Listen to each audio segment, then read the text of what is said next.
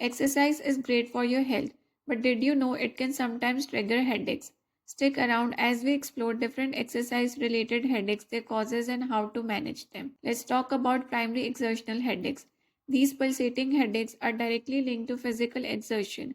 They meet specific criteria set by the International Headache Society. They occur only during or after exertion. Duration ranges from 5 minutes to 48 hours.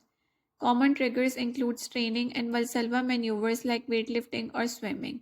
The proposed cause: increased cerebral atrial pressure, which dilates pain sensitive veins at the brain's base. Research shows weightlifters can experience blood pressure spikes of over 400 mm mercury during maximal lifts. But remember, it's crucial to rule out serious issues like subarachnoid hemorrhage with proper investigations. Management is straightforward. Avoid triggering activities or take medications like indomethacin. These headaches often resolve over time but can occasionally persist lifelong. Now let's talk about exertional migraines. These mimic classic migraines but are triggered by vigorous exercise. Onset is immediate post-exercise. They are often severe and worse in hot weather. Treat them using standard migraine therapies. Next, we have post-traumatic headaches caused by head or neck trauma during sports, sometimes even mild impacts. One subtype, post-traumatic migraine, is common in contact sports like soccer. Other types include extracranial vascular headaches at trauma sites. This autonomic cephalgia linked to trauma near the carotid artery, causing unilateral headache, and autonomic signs like Horner syndrome.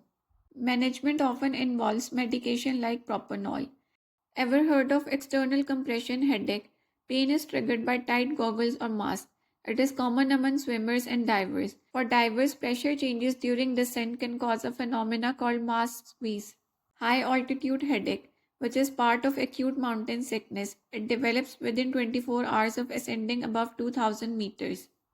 The remedy: descend to a lower altitude or take medications like acetazolamide or ibuprofen.